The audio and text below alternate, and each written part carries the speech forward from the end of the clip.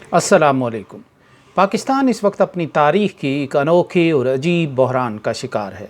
ये बहरान सियासत, सिक्योरिटी और मईशत तक महदूद होता तो शायद कुछ नहीं था कि कौमों पर ऐसे मुश्किल वक्त आन पड़ते हैं, ख्वाह किसी बैरूनी साजिश का नतीजा हों या अपनी हिमाकत का शाखसाना। रियासतें अपने अवाम के दिलों में ज़िंदा रहने और हालात का मुकाबला करने की जोत जगा कर मुश्किल लम्हों से गुज़र जाती हैं, मगर अलमिया ये है कि आज पाकिस्तान के अवाम नस्ल नौ और रियासत के एक दरिया के दो किनारों की तरह एक समत में बहने के साथ साथ दूरी पर हैं। इस दूरी की वजह अपने अवाम के 76 बरस के गिले शिकवे हैं, जिनमें अक्सर ही जायज़ हैं। वक्ती और शख्सी मफाद, बैरूनी अहकामात और ज़रूरतों के तहत कलीलुल मियाद और अवाम की सोच, ख्वाहिशात और उनके मफाद के तसव्वुर से बेनियाज पॉलिसियों ने पाकिस्तान को ये दिन दिखाए हैं। बांग्लादेश के अवाम आज के पाकिस्तान के हालात को देखकर अपनी क़यादत के फ़ैसलों पर नाज़ां व फ़रहां हैं। सोशल मीडिया पर बंगाली नौजवान इस बात पर खुशी का इजहार कर रहे हैं कि जो बात शेख मुजीबुर रहमान ने मगरबी पाकिस्तान वालों को जो वो न समझा सके, वो वक्त और हालात ने निस्फ सदी के बाद उन्हें समझा दी है।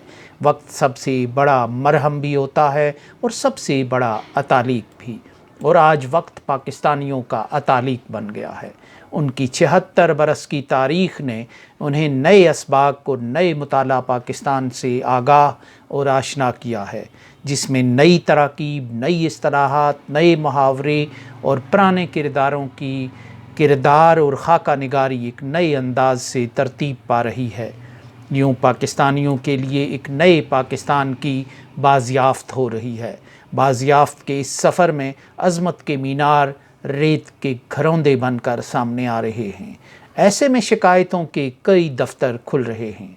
कश्मीर के रहनुमा सैयद यूसुफ नसीम 90 और 2000 की दहाई में हुर्रियत कॉन्फ्रेंस आज़ाद कश्मीर शाख के इंचार्ज के तौर पर अपनी शनाख्त बनाए चुके हैं और 1987 के में कश्मीर में मुस्लिम मुत्तहिदा महाज के टिकट पर इलेक्शन लड़ने वालों में शामिल रह चुके हैं। ये वो इलेक्शन था जिसने कश्मीर की सियासत में एक टर्निंग पॉइंट का किरदार अदा किया, और इसी इलेक्शन में आज पाकिस्तान में मुकीम सैयद सलाहुद्दीन ग़ुलाम मोहम्मद सफ़ी भी उम्मीदवार थे, और एक और उम्मीदवार जो उस दौर के थे वो भी रावलपिंडी में आसूदा खाक हैं, जिनका नाम मुश्ताक वानी था। इन इंतखाबात में होने वाली धांधली कश्मीर में मुसल्लह तहरीक के लिए ज़मीन हमवार करने का बायस बनी थी। आज जब भारत के लोकसभा के इंतखाबात हो रहे हैं तो भी इस इलेक्शन का 1987 के इलेक्शन का हवाला बार बार दिया जा रहा है, और महबूबा मुफ्ती और उनके लोग इस इलेक्शन का हवाला दे रहे हैं कि जिसमें धांधली की गई और उसके नतीजे में कश्मीरी नौजवानों में एक बगावत पैदा हो गई। सैयद यूसुफ नसीम एक अस्करी तंजीम के सरबराह भी रह चुके हैं। उनका एक इंटरव्यू रावलपिंडी से शाया होने वाले मैगज़ीन कश्मीर अल यौम यानी कश्मीर टुडे में शाया हुआ है, जिसमें वो कश्मीरियों के साथ पाकिस्तान की हुक्मरान अशराफिया की वादा खिलाफ़ी और उन्हें आधे रास्ते में छोड़ दिए जाने पर शिकवा कना नज़र आते हैं। उनसे सवाल पूछा गया कि कश्मीर में मुसल्लह तहरीक का आगाज़ करते हुए कश्मीरी क़यादत ने पाकिस्तान के फ़ैसला साज़ों से उनके अपने रोल के हवाले से यानी पाकिस्तान के रोल के हवाले से कोई मुआहिदा क्यों नहीं किया। पहली बात तो ये मैं अपनी तरफ से कहूँगा कि ज़ेर दस्त और ज़बरदस्त के दरमियान मुआहिदा नहीं होता। रियासतें ऐसे मुआहिदात और ऐसे निशान नहीं छोड़ती कि और फिर पाकिस्तान जैसी ढिल मिल और डामाडोल किस्म की पॉलिसियों की हामिल रियासत ऐसे मुआहिदात कभी नहीं करती। यानी उन जो अब सवाल उनका था कि तहरीक के किस मोड़ पर वो किस तरह कश्मीरियों की मदद करेंगे, ये आपने पहले उनसे तय क्यों नहीं किया। इस पर सैयद यूसुफ नसीम का यूं दिया जवाब बहुत चौंका देने वाला है। वो कहते हैं कि जब अस्करियत शुरू हुई तो उस वक्त बाकायदा मुआहिदा मौजूद था, और वो मुआहिदा जनरल ज़ियाउल हक और अमानुल्लाह ख़ान के दरमियान था। अमानुल्लाह ख़ान ने वो मुआहिदा ज़बानी तौर पर श्रीनगर में सैयद अली गिलानी, अब्दुल गनी लोन और मीर वाइज़ मोहम्मद फ़ारूक, जो मीर वाइज़ उमर फ़ारूक के वालिद थे, तक पहुँचाया। جب ہم آزاد کشمیر پہنچے تو ہمیں بتایا گیا کہ آپ تحریک شروع کریں، مدد اور رہنمائی کرنا ہمارا کام ہے، بلکہ یہ وعدہ کیا گیا کہ ہم خود لڑیں گے۔ دوسری بات یہ کہی گئی کہ آپ لبریشن فرنٹ کا ساتھ دیں تاکہ دنیا پر باور ہو جائے کہ یہ اسپانسرڈ تحریک نہیں ہے بلکہ عوامی تحریک اور انڈیجنس جو موومنٹ ہے۔ پھر یوں ہوا، جب تحریک شروع ہوئی تو کشمیری عوام نے اسے خوش آمدید کہا۔ لوگ کلاشنکوف کو چومتے تھے کہ یہ پاکستان سے آئی ہے۔ جب بندوق پاپولر ہو گئی تو بدقسمتی سے یہاں پالیسی تبدیل ہو گئی۔ جن لوگوں نے ہم سے وعدے کیے تھے وہ آج تک ہمیں نہیں ملے۔ بندوق پہنچی تو انقلاب آیا، بندوق روک دی تو بھارت ہم پر چڑھ دوڑا۔ یہاں سید یوسف نسیم سے دوسرا سوال پوچھا گیا ہے کہ پاکستان نے اس معاہدے کی، یعنی جو اگر موجود تھا، غیر تحریری تھا یا تحریری تھا، اس معاہدے کی پاسداری کیوں نہیں کی اور اپنا رول متعینہ وقت پر ادا کیوں نہیں کیا؟ جبکہ مسئلہ کشمیر اگر حل ہو جاتا تو پاکستان بھی بہت سے بکھیڑوں سے آزاد ہو چکا ہوتا۔ تو اس کا جواب انہوں نے یوں دیا کہ حقیقت یہ ہے کہ 9/11 کے بعد پاکستان پر کافی دباؤ آ گیا تھا۔ آج سوشل میڈیا کا دور ہے، کوئی بات چھپی نہیں رہ سکتی۔ ہمیں کہا گیا late us give a chance to diplomacy۔ ہمیں ذمہ دار لوگوں نے یقین دلایا کہ امریکہ اور دیگر بین الاقوامی قوتوں نے انہیں یقین دلایا ہے کہ کشمیر کا مسئلہ مذاکرات سے حل کرائیں گے۔ اس کے لیے آپ کو بندوق کا کردار بند کرنا ہوگا۔ تاہم یہ ساری یقین دہانیاں دھوکہ ثابت ہوئیں۔ سید یوسف نسیم کی ساری گفتگو کا نچوڑ ان سطور میں ہے کہ اب اگر صورتحال کا تجزیہ کیا جائے تو اندازہ ہوتا ہے کہ یہ وہ دور تھا جب پاکستان اور افغانستان کی جنگ میں پاکستان اگلا مورچہ تھا اور امریکہ اور پاکستان تو من شدم من تو شدی کی تصویر تھی۔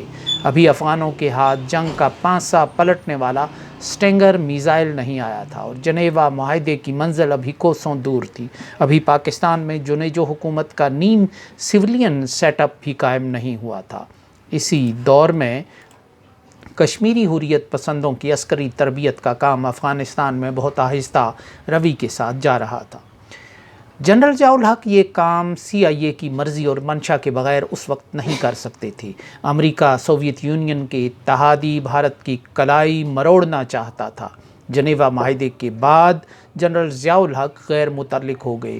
بھارت کی کلائی مروڑنے کے بعد چھوڑنے کی ضرورت بڑھ گئی تو امریکہ معاملے سے پیچھے ہٹ گیا اور پاکستان بیچ منجھدار کے پھنس گیا۔ انہوں نے اس پالیسی سے انحراف کا راستہ اپنا لیا۔ اس دوران ایک اہم سوال یہ ہے کہ کشمیر کے حوالے سے ایک اعلیٰ ترین سطح پر ہونے والے خفیہ اجلاس میں جنرل ضیاء الحق کی پالیسی کی تقریر کا مسودہ بھارت کیسے پہنچا، جو 1990 میں انڈین ایکسپریس میں منوعن شائع ہوا؟ یہ منصوبہ کس نے لیک کیا؟ یہ تقریر کس نے بھارت میں پہنچائی؟ انڈین ایکسپریس کو کس نے بیچی؟ اور یہ کیوں کیا گیا تھا؟ یہ کسی کو معلوم نہیں ہے۔ مگر اس منصوبے کے بعد بھارت کو کشمیر کی مزاحمت کو کچلنے کے لیے اپنے اہداف درست انداز میں سے ترتیب دینے میں مدد ملی۔ اسی کو کہا جاتا ہے کہ کسی کی جان گئی آپ کی ادا ٹھہری۔ امریکہ کی ترجیحات اور احکامات بدلتے ہی پاکستان کی کشمیر پالیسی تو بدل گئی، مگر اس خطے کی خوشحال، باصلاحیت اور باوقار کشمیری قوم برباد ہو گئی اور آج تو وہ حالات کے ایسے بھنور میں پھنس چکی ہے کہ ہر گزرتے دن کے ساتھ جس سے نکلنے کے رہے سہے امکانات تیزی سے معدوم ہوتے جا رہے ہیں۔ تو یہ اب جو ایک نئی صورتحال ہو گئی ہے کہ ایک کشمیری رہنما کی طرف سے جو شکوہ کیا گیا ہے پاکستان کی ریاست سے، پاکستان کی اسٹیبلشمنٹ سے، کہ انہوں نے ان کا ساتھ نہیں نبھایا۔ انہوں نے اگر نبھانے کے وعدے کیے تھے، دور تک اور دیر تک ساتھ چلنے کے وعدے کیے تھے، وہ سب وعدے ہوا ہوئے، وہ سب وعدے ایفا نہیں ہوئے، وہ سب وعدے راول جھیل میں بہہ گئے اور جب کشمیریوں پر برا وقت آیا تو وہ میدان میں تنہا کھڑے تھے۔ تو یہ یقیناً کہ پاکستان کی ایک 75 سال کی ایک المناک اور ایڈہاکزم پر چلنے والی پالیسیوں کا منطقی نتیجہ اور منطقی انجام ہے۔